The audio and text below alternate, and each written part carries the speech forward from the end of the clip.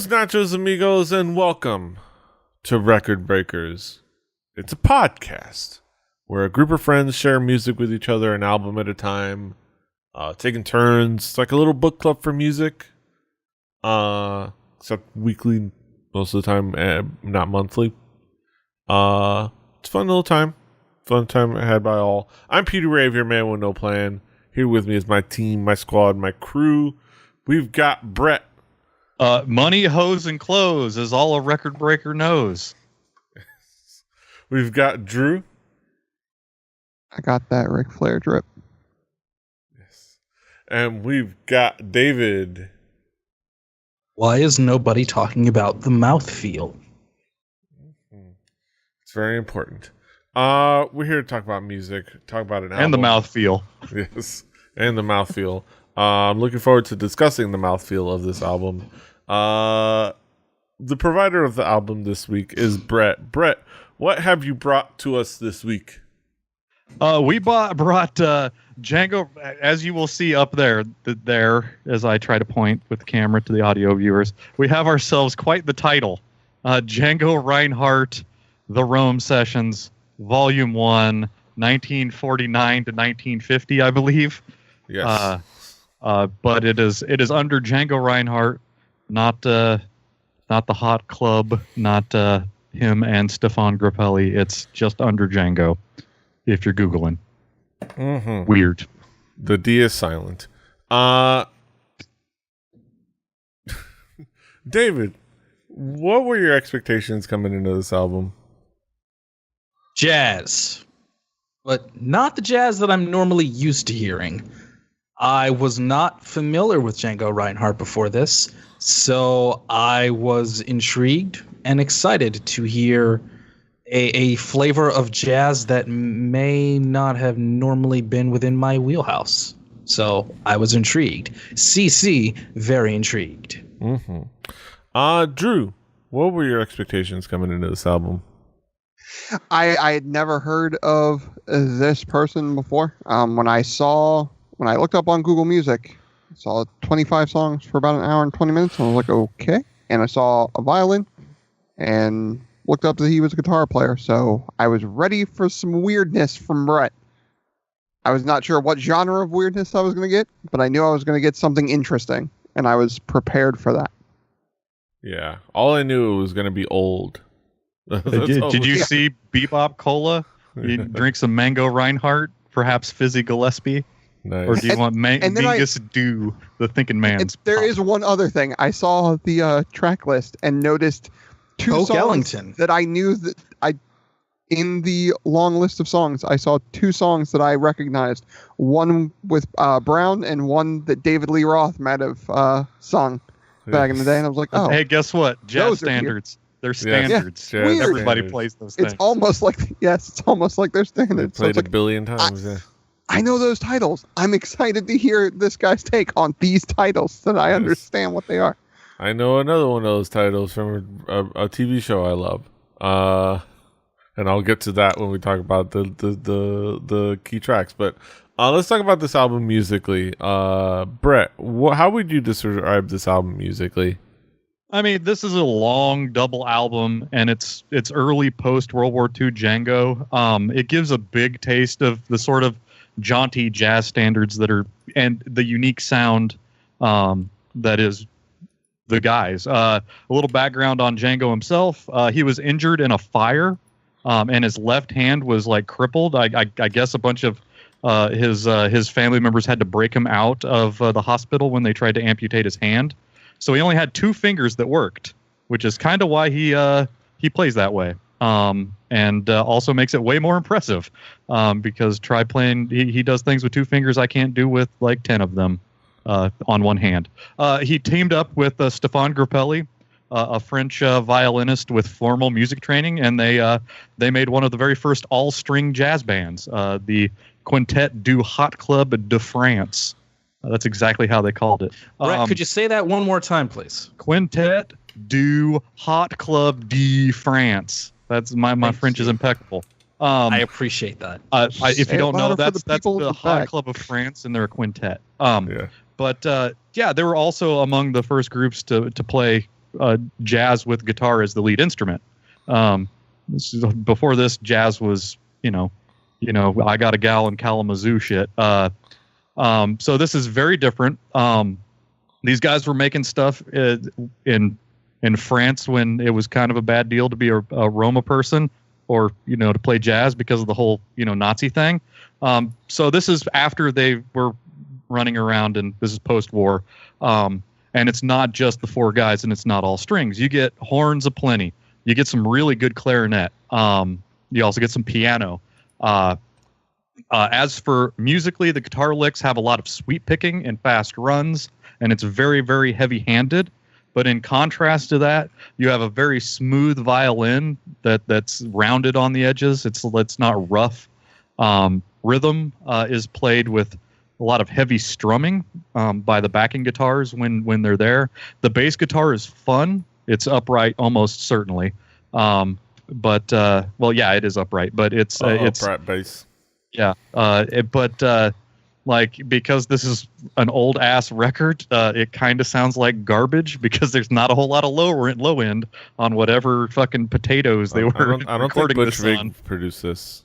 No. For fans of old John Smokey and his world famous spoons, this might sound familiar. I mean, this was like radio was like a hip new tech,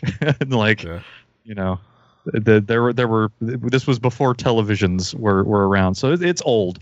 But yeah, there's other things that go on. I'll get more into that when we get into individual tracks. Yeah, young people nowadays might refer to this as Fallout music. God damn it. Yeah. David, how would you describe this album musically? I would describe this album musically as a flavor of a genre that I knew, but was not exactly familiar with this particular strain. The instrumentation was all very well done at a very high level. But again, it was of a different strain that I'm normally used to in the world of jazz. I really enjoyed everything that was behind the main instruments a lot. The upright bass was, as Brett said, a lot of fun in a lot of parts.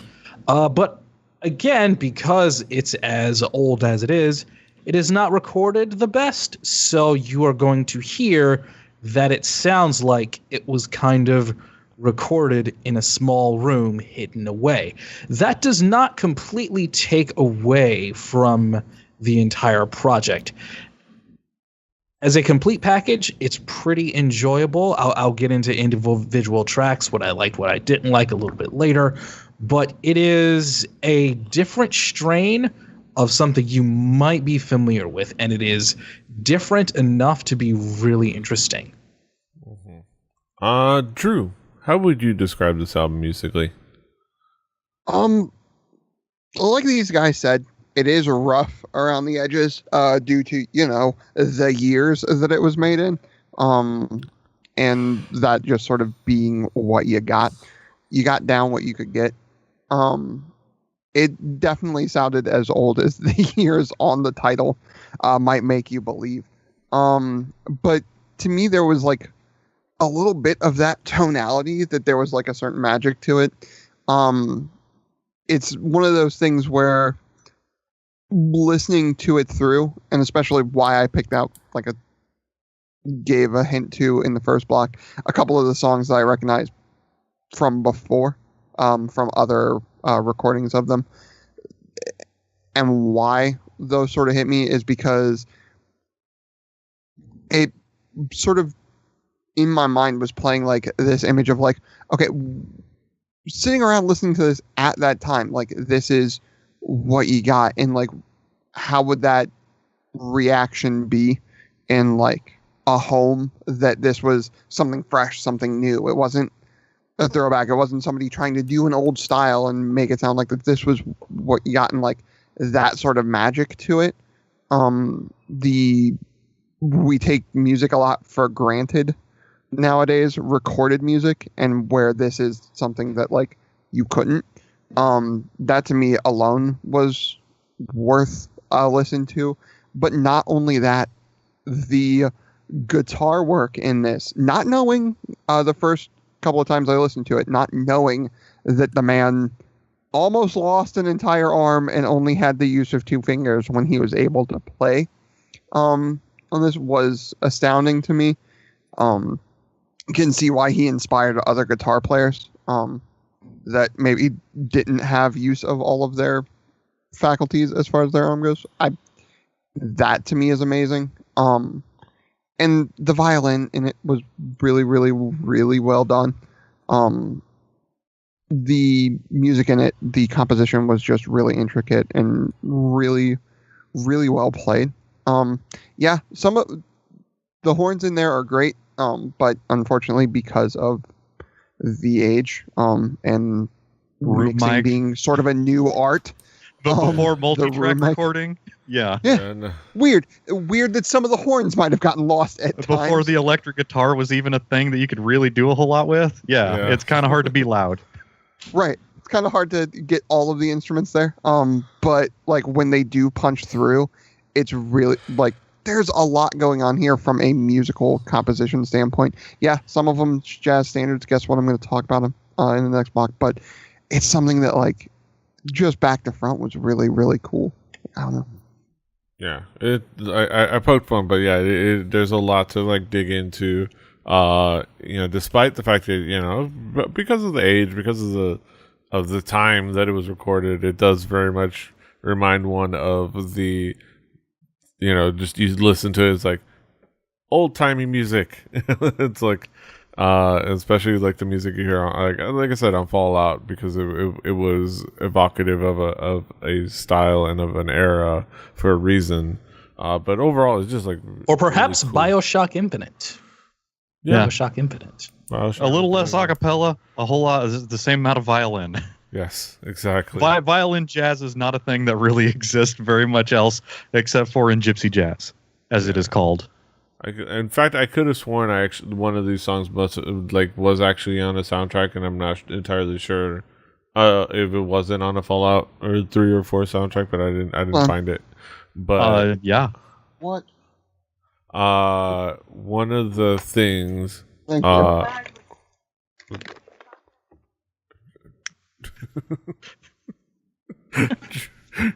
you muted your video, not your mic, which is hilarious.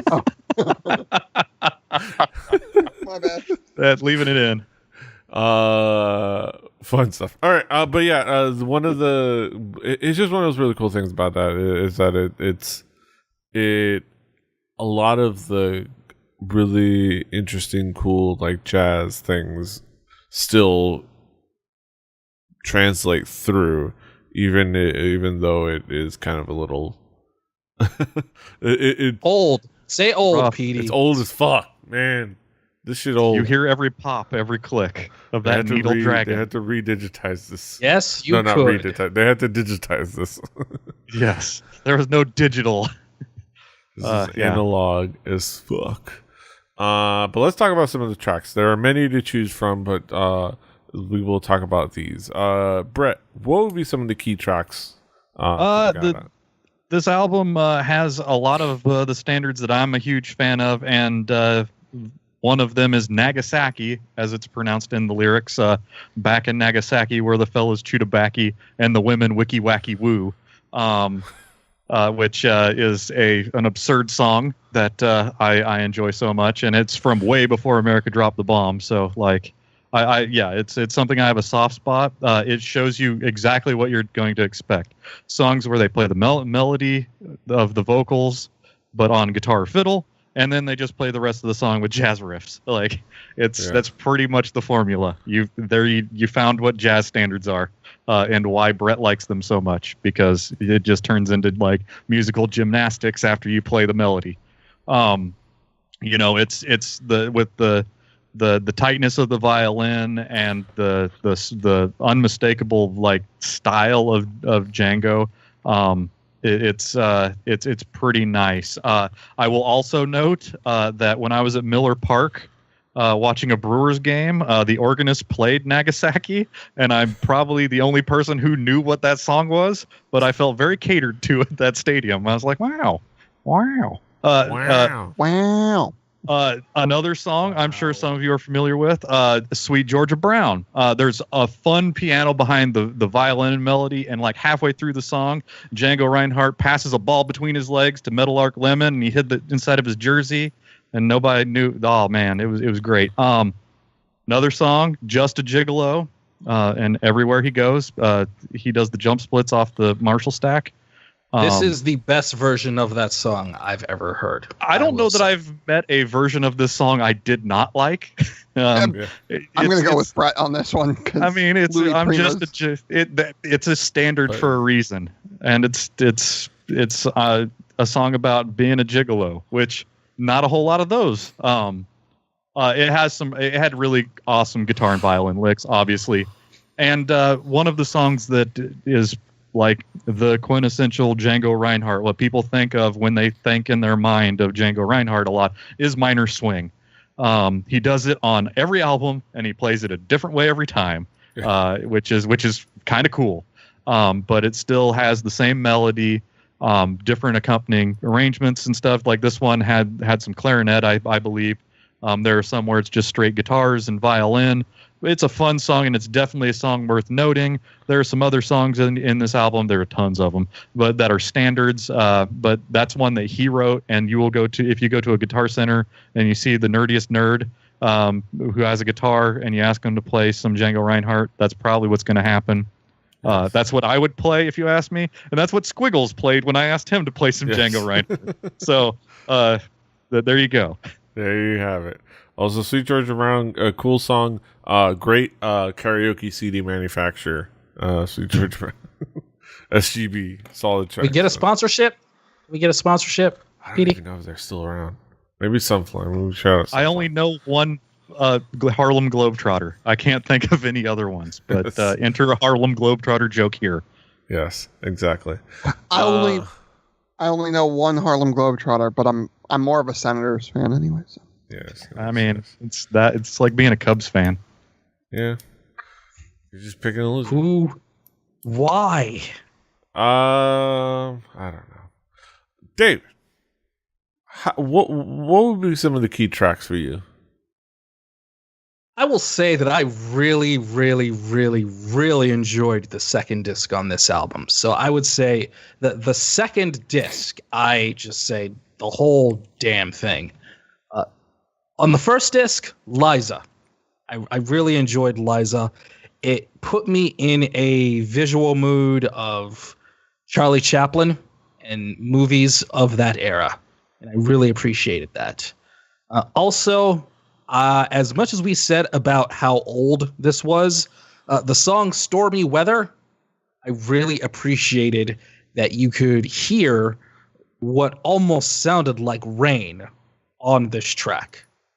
I don't know if it was just that it was how it was recorded, or they were playing in a room where it just so happened to be storming outside. But I appreciated it, and needless to say, there's no Pro Tools or auto tuning or noise removal on that track. But I appreciate it for the rawness that made it really unique. Yo, Django, you got that Fruity Loops? The second disc, as I said, it just swings from top to bottom. I give high marks to the Quintet du Hot Club de France. Full high marks. So, all of disc 2, essentially. Mm-hmm. Yes. Drew, what would be some of the key tracks for you? Well, I will say, Petey, sorry, Drew, just to see if I can pronounce this one. Artillerie Lord. Not even close. Hey, how many French people are here? Native French speakers? Dude. That's right. Sound fine to me. Yeah. So I'm gonna skip the Nagasaki and go to Swing 39 because this type of like bouncy piano, like sort of old timey like jazz is, there's a soft spot in my heart for that sort of stuff. That very like heavy on the swing rhythm sort of stuff, I'm super down with. that drum beat, you put that like sort of drum beat behind anything, I'm super there. Sweet Georgia Brown, a lot less dunking, I think is done to this version of this song. Not a whistle to be found. No, we're not spinning any sports kit balls on our fingers. But this version of the song, like, there is a tightness to it that, like, for this sort of era where, like, there's no punch-ins. Like, we're not punching this stuff in, guys. It was really, really cool. And then going back and finding out that this dude with the solos and runs in this song had essentially the use of, like, 2 and, like, maybe a half a finger if he's lucky. Like, that's nuts. Yeah, he could do bar chords kind of, or do chords somewhat with what was left of his other fingers. But no, he just had on his left hand, he just had these 2. Exactly. Like, he had like nothing. Yeah, that's nuts. I blows my mind. Yeah. And for these runs in Sweet Georgia Brown was nuts to me. Just Gigolo. To me, when I hear the song, my mind goes to Louis Prima first, not Dave and the Drum Splits. Although I do like Dave and the Drum Splits. Boozdy bop. It's Skitty bop. the Italian in me. I feel like I have to go with Louis Prima. Like, I just have to. But hearing the violin being the voicing on it, right, was just something special. And then it's double album, so I'm going to go with a fourth. And my fourth was Double Scotch, because the horns in that were just something special. Like, there was something about, like, how they just let the Quintet de Hot Club de France let the horns just sort of punch through on that one in a really special way for me that just, like, made me stand up and take notice. Mm-hmm. Yeah, I think that they're just it kind of punches through, which is really nice. I'll point out another Sweetwater Clifton. Yes. Nat Sweetwater Clifton. Yes. I want to give a shout out to I Can't Get Started, famously performed by Ella Fitzgerald. I want to give a shout out because I know that song because of an episode, season 2 finale episode of Gilmore Girls, where Suki wants to play it at her wedding, despite everybody else involved pointing out that it's an incredibly sad song and not romantic at all. It's like, but it's like, it's about how she's unable to get this relationship off the ground. It's not what you play at a wedding. Jonte Too Tall Hall. Yes. Let's talk about some conclusive thoughts. Bring back around the horn. David, what would be your conclusive thoughts on this album as a whole? I gave this album about 5 or 6 listens. The word that I originally used was, it's very isolated. It sounds like these are musicians playing in a room for themselves, for each other, and maybe not necessarily performing for an audience. And when you hear them all playing as well as they are, you can kind of see that the enthusiasm that they have for playing with one another, just as a unit. And that can be appreciated in a lot of ways. I found disc 1 to be a little bit on the low key side. Disc 2, as I said, really picked up the pace. The Hot Club really swings. They really, really do. Django Reinhardt is great with a backing band with bass and percussion and horns. I feel like with just the guitar and the violin as the lead instruments, it was a little bit on the slow side for me. But when it was the full band, it really picked up the pace. And I will say, I'm not one to usually have an issue with longer albums or double albums like this. It's usually not a problem for me at all. But I found the second disc would be a much more accessible listen than the first. They were both strong and enjoyable, but disc 2 was really a lot of fun. Drew, what will be your conclusion on this album as a whole? Actually, when sorry, something stuck in my throat. As Deej was talking, like for some reason, what he was saying about like a room of musicians sort of playing for each other, I was reminded of. I have gotten the chance to see one really solid, sort of old standards type jazz group, and it was one that was led by Tommy Igoe, a great drummer in his own right, and I can definitely see where this type of like the standards jazz sort of thing definitely comes into that. There is definitely a feel in this record and in a lot of this type of jazz that there's no saying it's jazz is musicians' music. It is something that it is played for more people who will take the dive and really sit down and listen to it and take notice. A lot of times that's just what jazz is. And this to me is like the beginnings of that. It's the beginnings of jazz where it is a lot of music going on and a lot of music just happening and people just going for it. And that to me is something cool. It has gotten weird over the years as far as like how jazz is and how it's become more and more obtuse as the years go on. This is very much a more simple era of jazz, if you could call any era of jazz simple. Yeah, give me a violin. I'll play all of this for you. Right. So simple. This isn't a 15-piece big band form of jazz. Yeah. It is something you can sit in a room and sort of chill out with the people playing it and like understand what's going on. And it's that to me is sort of cool. Complicated music, but a simpler time in it, if that makes sense. And to me, I think that's something special. That's really, really cool and really a window in time, as it were. Yeah. Almost like a tear, like a portal, like a girl opened up that portal and then brought something out of it, to use the BioShock analogy from earlier. Yes. I gotta finish that game. Reese Goose Tatum. Really good. I know. I got stuck. I'm like on the. I'm on like I'm on one of the ships. To be fair, so am I. I never finished it either, and I was playing it last calendar year.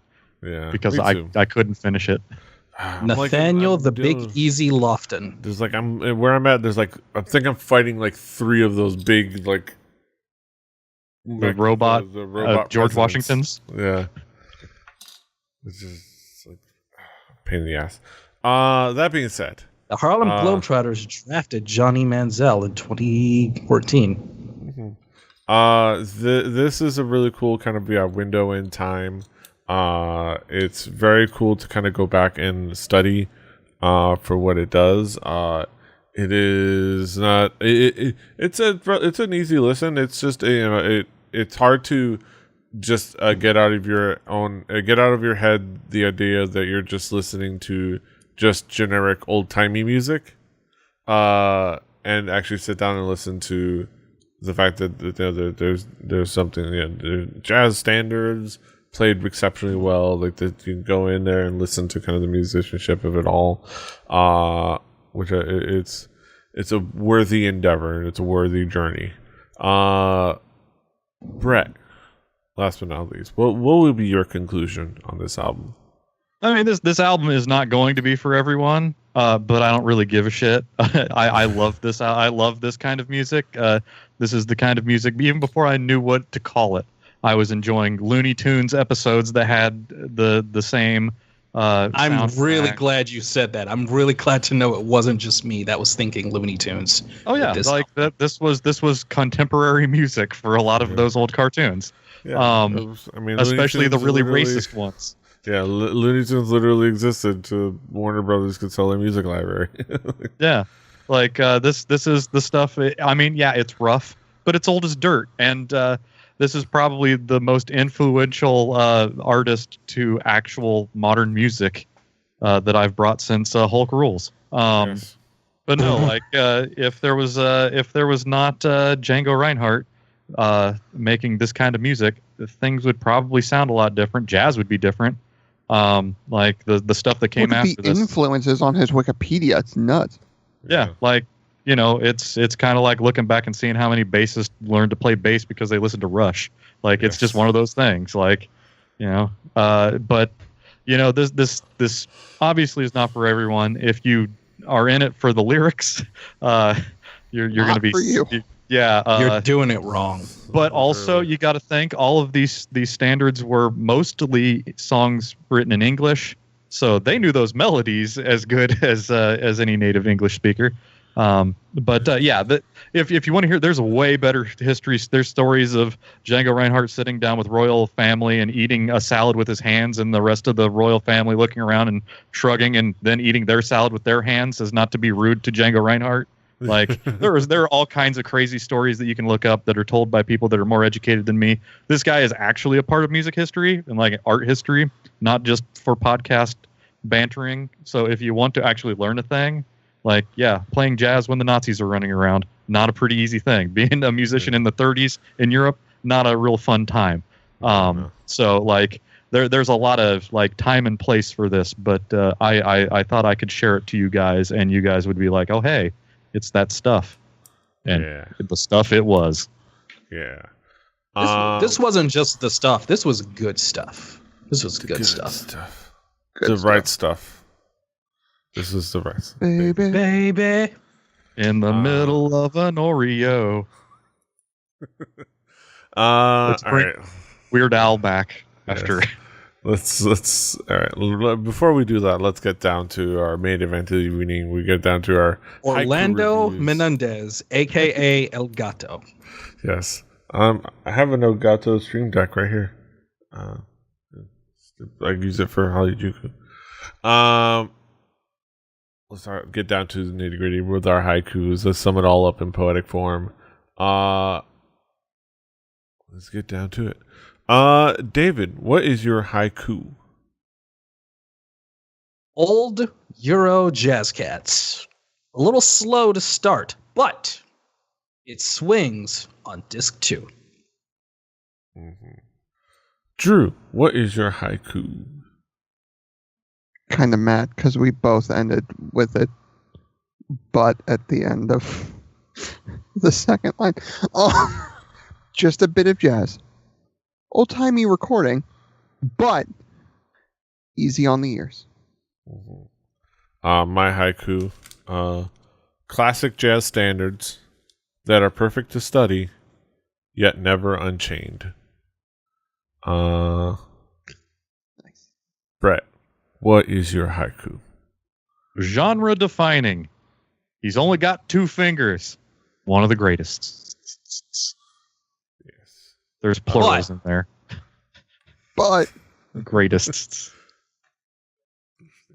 The go check this out. Play along at home. Play it on our Spotify playlist. Do your due diligence. Listen along at home. You should have already. On that Spotify playlist will be next week's record, provided by none other than Drew. I forgot. Yep, still Drew. Yes, still Drew. God. haven't changed my name yet. Yes. Drew, what do you got for us next week? Oh, Sweet Lou Dunbar. Oh my God, I forgot Sweet Lou Dunbar. Oh my goodness. Sorry. So next week, we have a band that formed in 2002, sort of a breakup and come together of a couple of Los Angeles ska bands, and I think they were greater than the sum of their parts. Heck, they were the backing. They started as the backing band for Derek Morgan, who's an icon in his own dang right. But I decided let's go with the 4th studio album from a band called The Agrolites. The album's called 4. Aptly enough. Studio album. Can I get a piece of them as a trophy for winning? No. That's the Close. Oh. Close.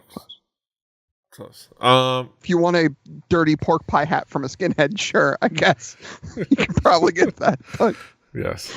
But look forward to that next week. But that is next week, and this is this week. You can of course find us all over the internet. David is at Call Me DJM. Brett is at HibbityBirbird, HIBBITYBIBBRD. Just not on Twitter. Drew is the Extrusive for X. I'm at PD Rave. The show is at 4 Record Breakers. That's the number 4 Record Breakers. Only on Twitter. RecordBreakersPodcast.com. RecordBreakersPodcast@gmail.com is our email. Rebelli.net for this and other shows. And also for show notes and whatnot. Rebelli TV on YouTube and other places. Once I get the motivation to make them active. But you can find us everywhere you find podcasts: iTunes, Stitcher, wherever you may think of. Just the RSS feed on our website. You can make it happen. It's really simple. Yes. Syndicated. All Mighty Hannah Mortimer. Yes. Like, share, subscribe, do all the things. Until next time, hasta los huevos. Toodaloo. And Gilligan and the rest of and all the rest. Come with me if you want to go to Kansas City. And then there's Maud. Diamond Club hopes you have enjoyed this program.